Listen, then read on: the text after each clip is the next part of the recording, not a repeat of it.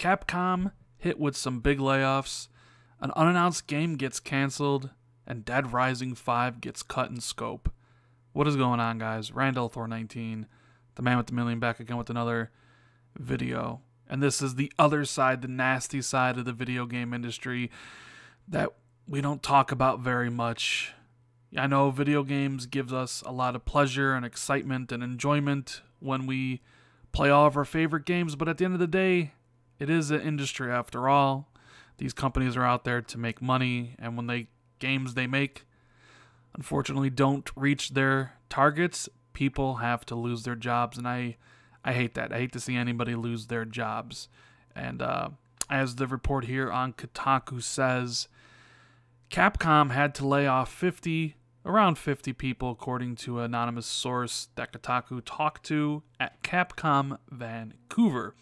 Now, you may remember Capcom Vancouver. They've made the Dead Rising series, Dead Rising 2, Dead Rising 3, Dead Rising 4, and they're actually in the work on Dead Rising 5, which this article says is overscoped and understaffed. And part of the reason they had to lay off so many people is to bring that game under control. Now, I wonder if this has anything to do with maybe the underperforming sales of Dead Rising 4. As everybody knows, Dead Rising 4 came out last year, 2016. It was exclusive, came out in December for Xbox One. Then it released on Windows 10. Then a couple months later, it released on Steam. And finally, a couple months ago, it came out on the PlayStation. Didn't seem like it sold very well, especially when compared to the previous Dead Rising games. So I wonder how much the cutting of scope on the future Dead Rising game has to do with the lack of sales of Dead Rising 4. It didn't do well on the Xbox, and it looks like it didn't do very well on PlayStation. Maybe Dead Rising is, a relic of a previous generation. Even though I've seen people say Dead Rising 4 was one of their favorite Dead Rising games, the majority opinion seems that the series has lost what made it once great. And I can't really speak on that very much. I only played a little bit of Dead Rising 4. It didn't really grab me that much. I don't know. I'm kind of over not only zombie games, but I'm kind of burnt out on open world games. But the people that I talked to, they enjoyed Dead Rising 4. But unfortunately, this sucks. People losing their jobs, is whether it's in video games or any other industry, is always a terrible thing to talk about. Now, of course, along with Dead Rising 4, Dead Rising 5 getting cut in scope, they also canceled an unannounced project, which was like a third-person action game set in alternate reality New York City. Of course, sounds pretty cool on paper, but there was no name attached to it.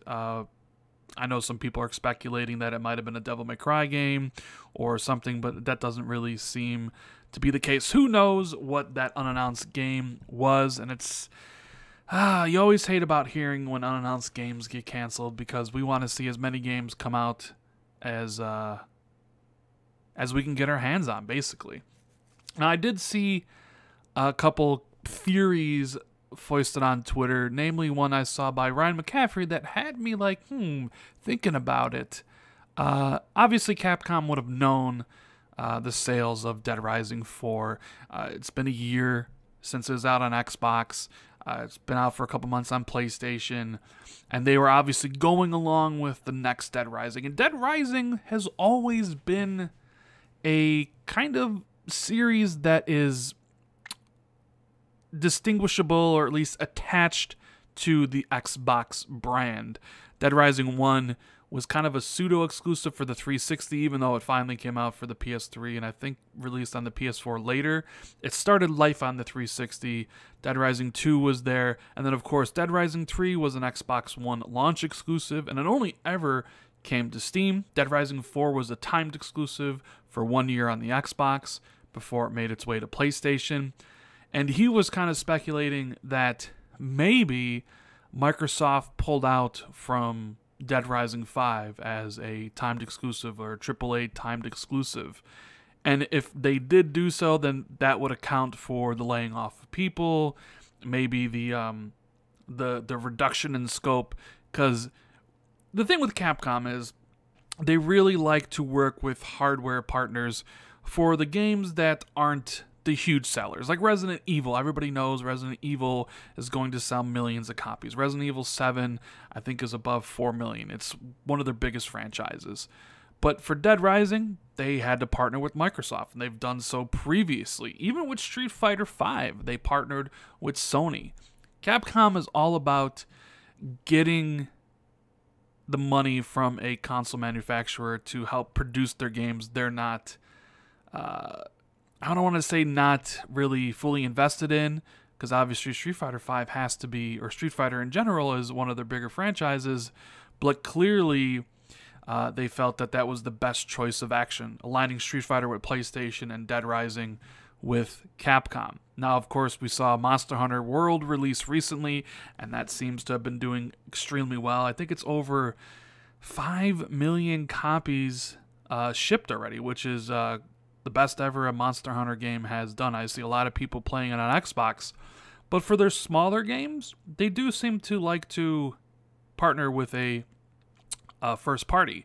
So if Dead Rising 5 was set to be another kind of Microsoft branded game, whether exclusive or whether it was just going to be a timed, and Microsoft said, you know what, we want to go in a different direction, because honestly, I think Dead Rising time is over. I mean, it was cool back on the 360, and even cool seeing all the zombies kind of gather together in Dead Rising 3, but the series hasn't really progressed to any sort of like new heights. I mean, Dying Light is the kind of premier zombie game out right now that does that type of genre right, and I don't think Dead Rising 4 resonated with consumers as much as Capcom and Microsoft hope. So maybe Microsoft's like, you know what, we're going to take our money, we're going to invest elsewhere, and this is the result of that. It happens, you know, people lose their jobs, and of course, this is probably 100% not even true. It's just something I saw Ryan McCaffrey say that kind of made me start thinking about the idea of, hey, maybe this is possible. You know, maybe Dead Rising 5 was going to be some sort of exclusive for Microsoft until they was like, no, we need more bang for our buck. Dead Rising isn't doing it anymore. Let's go somewhere else. Now you have this changing of scope for the next Dead Rising. What is Dead Rising 5 going to look like?